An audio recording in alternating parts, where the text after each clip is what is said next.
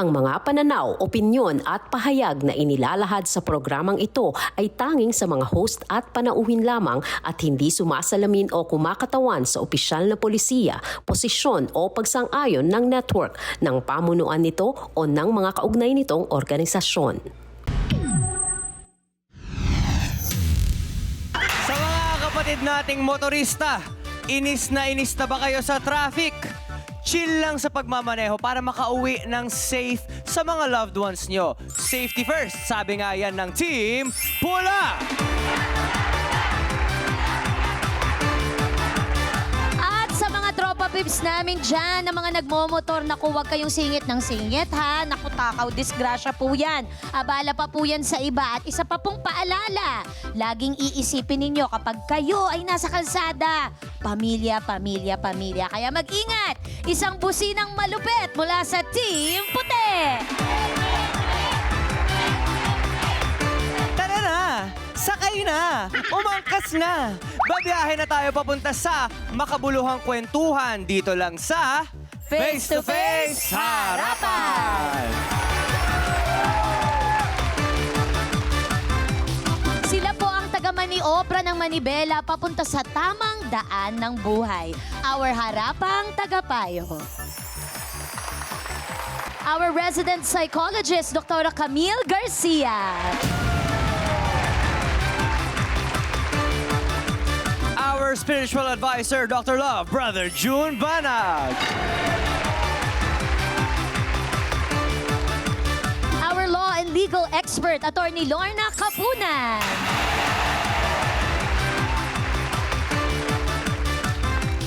Siya naman ang nagbibigay ng tamang direksyon dahil siya ang nagmamaneho sa patas at matalinong diskusyon. Siya lang naman ang nag-iisang ate ng masa, Corina Sanchez Rojas!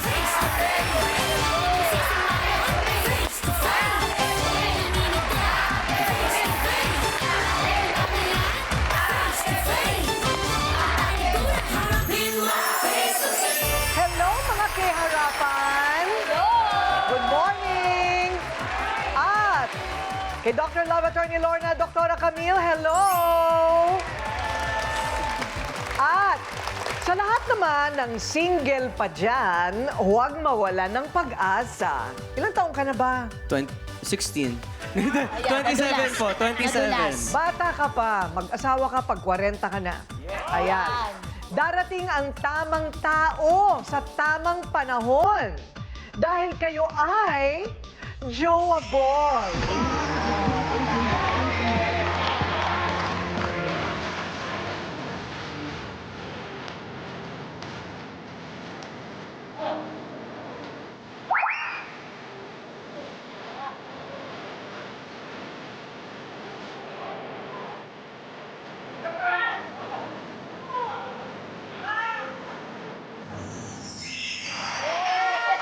Ang tagal mo naman, umano? Pumasok. Ang tagal mo bumuenta. Papaganon na ako dapat, Oo, ate. nabibingi daw siya. Yung aming dance instructor dito, ang tagal umano. Oh. Nakahanap Okay. po ako, Ate Coring. Mukhang jowa-ball na jowa-ball ang ating sayawero sa sayawero for today ay si Mami. O, di ba, mami? Oo. Okay. Warningan mo kami, mami. That's what o seizure. Warningan mo kami, mami. Parang uot na nalagyan ng asin. Alam mo, ang bagay na tugtog dun sa sayaw niya ay Pearly Shells. Iba yung mga Shell. galawan. Yan, okay. O, eto na. Pagkatapos ng kasiyahan ngayong umaga, eto naman ang problema. Ang gusto lang naman nilang mag-aasawa ay mamuhay ng maayos kasama ang mga anak nila. Kaya naman, kahit may kapansanan ng kanyang mister, ipinapasada pa rin ito ang kanilang tricycle. Pero nang minsang masira ang tricycle na ito, ipinaayos nila sa kanilang mekaniko. Pero sa halip na maayos, mas lalo pang nasira ang tricycle. Ngayon, nagkakasingilan na. Paandarin na natin ang kwento ng mekaniko ang makina. Omar, sana hindi mo tinanggap yung yung gawa na tricycle kay Papa. Hindi mo rin pala kayang gawin. Alam yung mekaniko ng kotse si Tito Omar, tapos papagawa ka ng tricycle, tapos nagagalit ka siya. Kuya Omar, ano nangyari sa tricycle ng papa ko? Imbis na nagawa, lalo lang nasira. Imbis na nagta-tricycle, namamasura na lang. Kailan mo gagawin yon? Si Tito Omar na nga po yung nagmalasakit, sila pa po yung nagagalit para wala po silang utang na loob. Kung ako sa inyo, papapayo ko na lang, palitan niya na lang yung tricycle nyo. Kasi lumang-luma na yan eh. Tagal na yan. Magastos pa yan. Heto na ang misis ng tricycle driver at ang mekanikong inaasahang mag-aayos sana ng kanilang tricycle. Nagi at Omar, harapan na.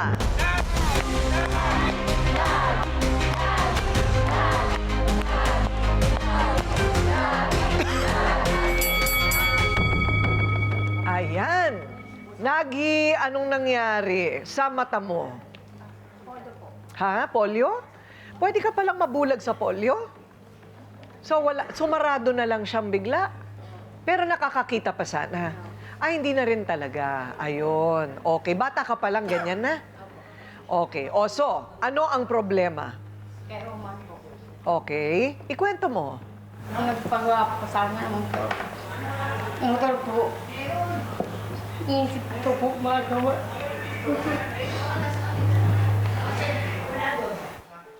Sinong namamasada ng tricycle?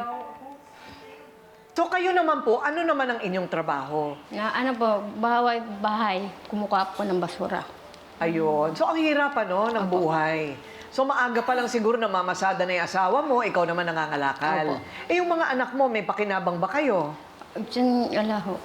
Ha? Buntis po kasi yung dalawang anak ko. Buntis yung dalawa mong anak. Ilang taon na yan?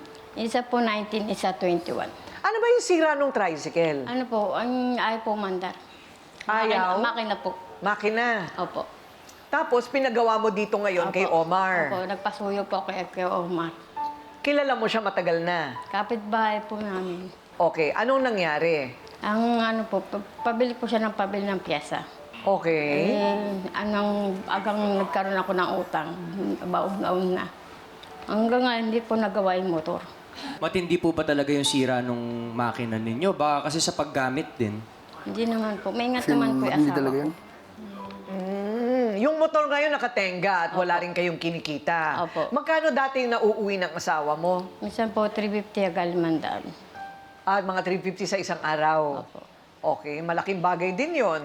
So, ngayon, ang kailangan nating malaman, sino ang magsasabi na kasalanan ni Omar yon kung pare-pareho tayong walang alam sa pagkukumpuni ng makina ng motor.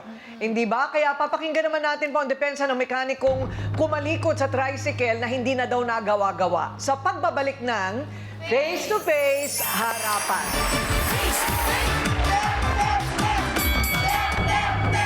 Okay, Omar. Una, mekaniko ka ba talaga? Opo. Gaano katagal ka ng mekaniko? Matagal na po, simula po nung 13 years old pa lang po ako. 13 ka pa lang. Pero hindi mo talaga pinag-aralan, natutunan mo na lang. Hindi po, pinag-aralan po. Pinag-aralan mo rin? Okay.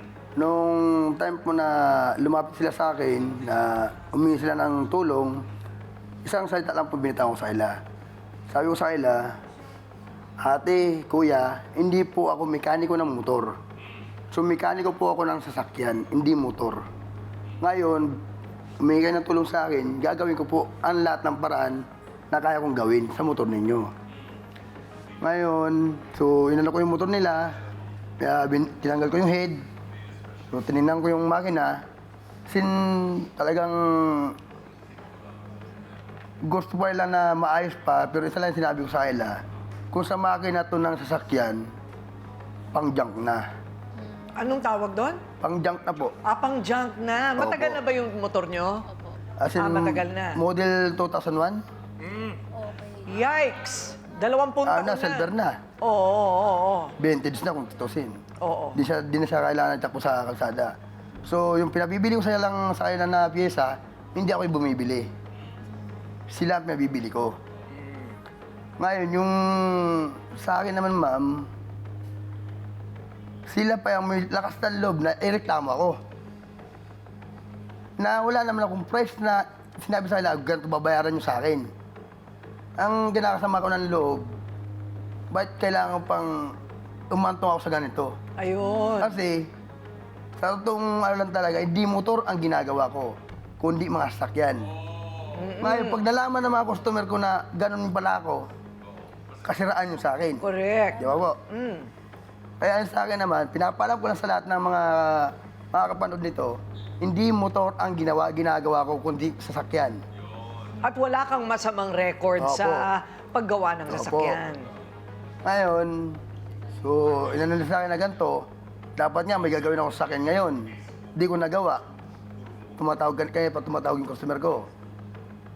Sa, ano po sa akin, yung respeto lang din po. Galing ka ba ng talir? Opo. Ngayon? Hindi ka nakapaghugas ng kamay, ano? Mayaman siya, marami Ipakita siyang... mo, alam mo, ipakita mo na talaga mekaniko siya. I-close up mo yung kamay niya. Yes. Ganunin mo. Yan. Mayaman, maraming Oo. lupain si Ang Kuya. daming lupain. Hanggang kamay. Baka naman uling yan, ha? Hindi po, ma'am. Talagang Okay. grasa lang po talaga. Ayun. Okay. So, talagang yan ang kanyang kabuhayan. So, lahat ng binili ng pisa, kinakabit yun naman po. Kaso nga lang, naging problema sa motor nila, mismong makina mismo. Yung mismo ng makina ang may problema. So, kumbaga, nakikita naman nila na talagang binilang ng pyesa. Opo. Ayun naman pala. Hindi naman Hindi po ako yung binubulsa. bumibili. Sila po yung bumibili. Ayun. Okay. Para wala silang masabi sa akin. Okay. So, Mamaya, Mm. ako pa yung tumulong, ako pa sila yung bumili, hindi parang nangulugan, mga gancho ko. Di ba? correct. Ano itong kwento naman ng kalan? Ano naman yung kalan? Hindi ko po alam sa kanila ng Ano yung, misis ko. pati daw yung asawa mo, inaaway na rin nila. Asawa Opo. mo, inaaway na rin nila. Opo. Ano yung kwento ng kalan, Nagi? Tinapat po sa bahay namin. Tinapat yung kalan. Kasi po, ano lang po kayo magkatabi lang. Magkatabi lang. Ang ano lang po, nandun po nilagay sa ano na bintana. Siyempre po, yung pagdingas ko, pag ano ng usok, sa amin po. Ayun, so parang nananadya. Opo. Okay. 53 years old, may 2 buntis. Siguro medyo hinay-hinay na rin tayo sa gantihan. Hindi, Di ba? hindi naman po sa gumaganti. Oo. Actually naman po, kami pa po yung tumutulong. Kahit na may naririnig po ako na tinutulungan pa rin namin. Naniningil ka ba ng labor? Wala po ako siningil ng labor. O libre Ay, wala pa? rin siningil na Libre pa. labor. Kaya doon masama ang loob ko. Ayun. Tapos inaaral mo pa yung specialization na hindi mo namang ano, di ba? Ayun. Okay, alamin natin ha. Abangan ang masasabi naman ng kanilang mga kakampi tungkol sa motor na kanilang pinag-aawayan. Magbabalik ang Face to Face Harapan. Face to face, sinong sisimba? Siya ang asawa ni Nagi na PWD. Siya ay nangangalakal na ngayon mula nang masira ang motor ng kanilang tricycle. Egong, humarap ka na.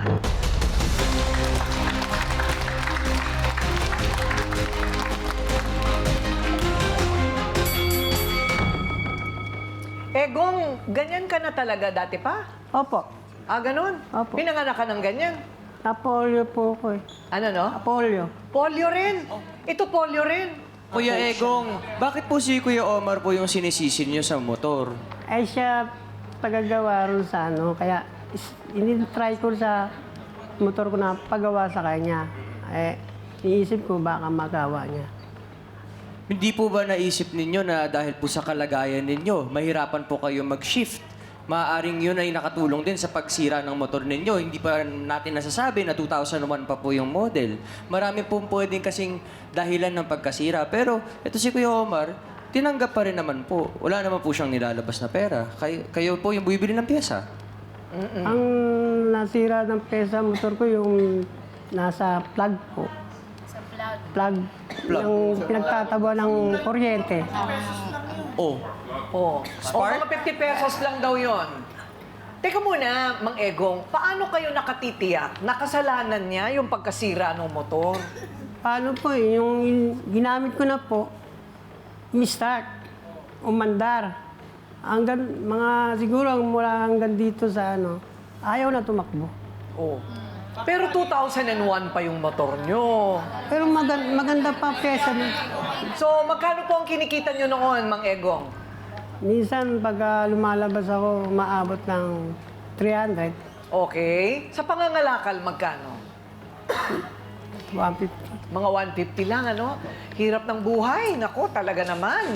Siya naman ang asawa ni Omar na kasing init ng kala ng galit kay Nagi. Bakit kaya? Rhea, humarap ka na.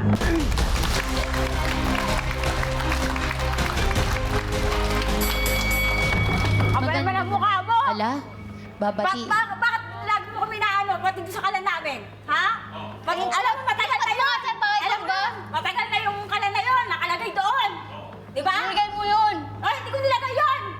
Kung may galit ka sa asawa ko, huwag mo ako dinadamay. Hindi kita dinadamay, nakulay ka lang. Bakit hindi nagawa yung motor mo? Saan mo sinisisi?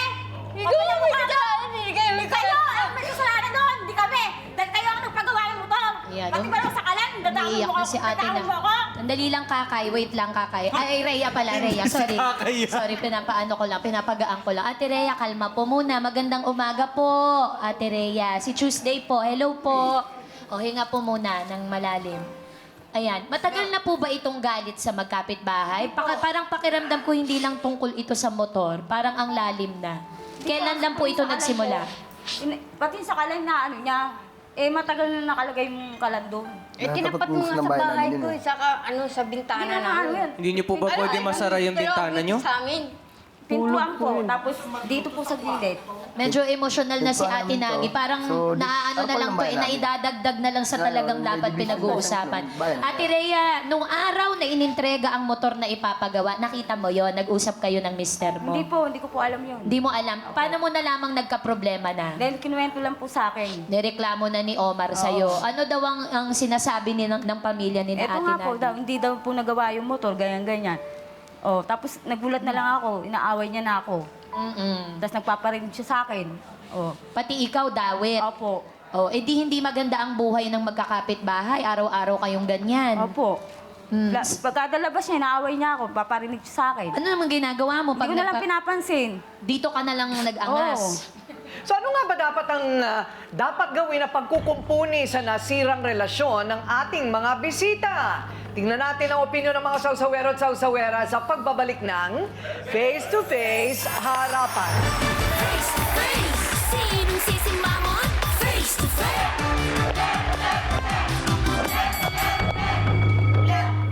Ano ang naiisip ninyong solusyon sa problemang ito? Sige nga, Team Puti.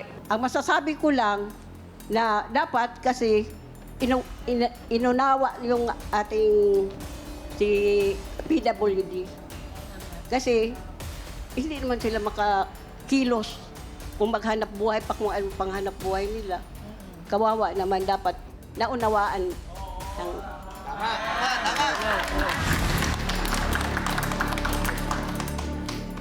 Ate, kuya, ang masasabi ko lang, unang-una pa lang, sinabi naman sa inyo ni kuya na hindi siya mekaniko ng sasakyan.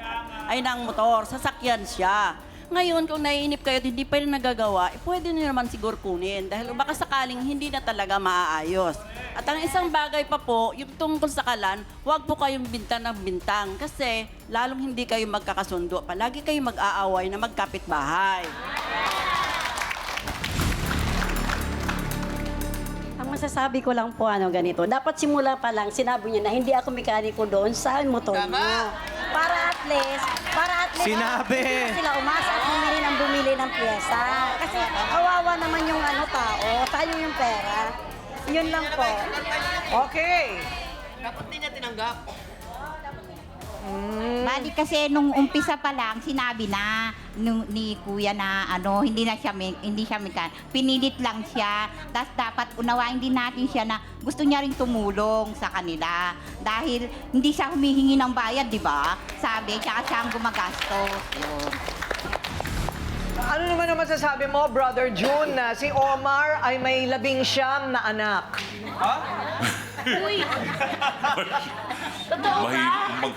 Magaling kang may tipo manggigil. Tinan mo, mukhang artista, Oo nga. Pero kontrabida, Opo. At Kontrabida least ang dating mo, artista, no? At least artista. Hindi, 19 anak. Totoo Grabe ba? naman. Oo. At saka proud Ilang babae?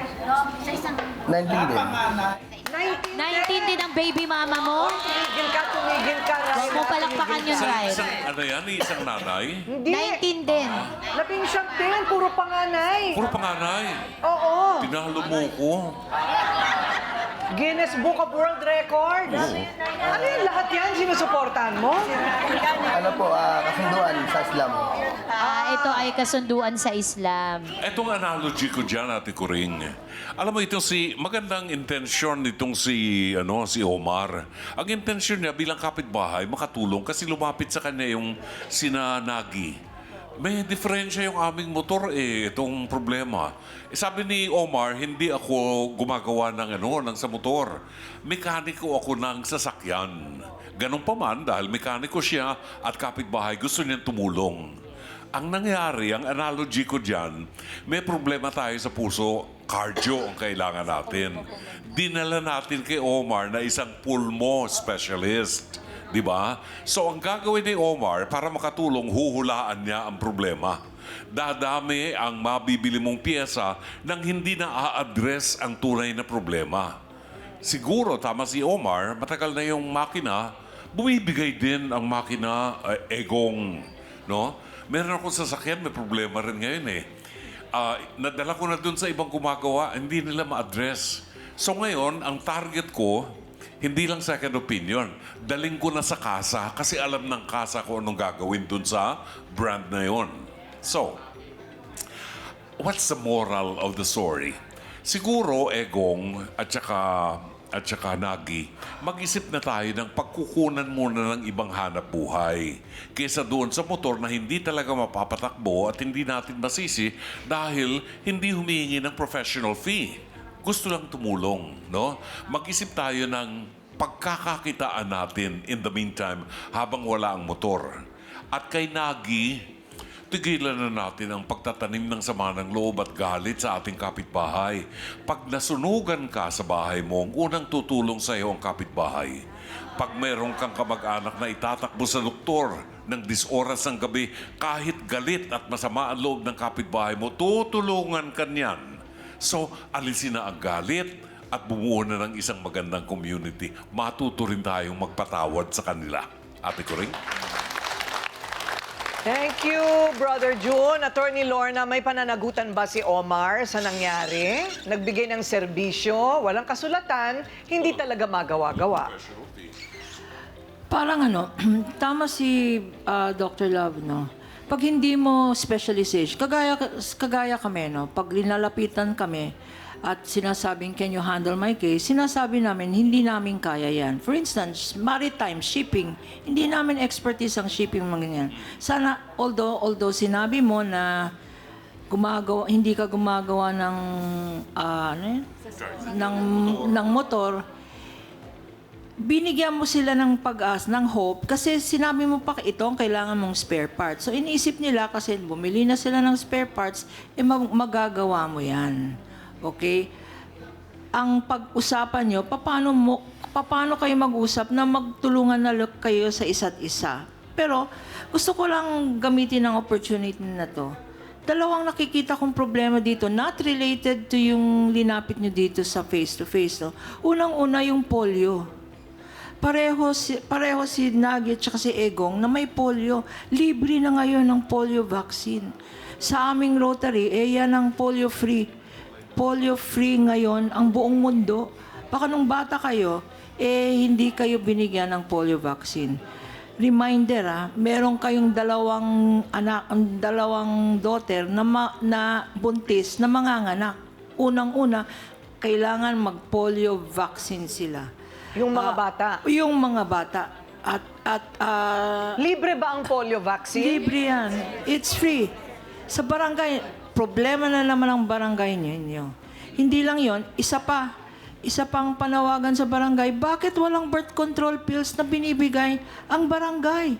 Unwanted pregnancy yan, teenage pregnancy yan. Meron namang mga binibigay na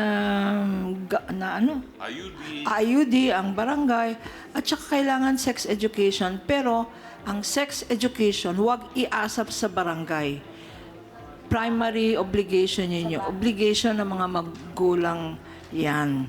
Yung 19 na anak mo, Omar, ay nako, wag mo nang gawing ano. Although, hindi ko maintindihan although siguro iba ang batas ninyo no, sa Muslim, pero yung 19 na yan, miskin may consent, may pananagutan ka pa rin. Suportahan mo yan, ha? Thank you, Attorney Lorna.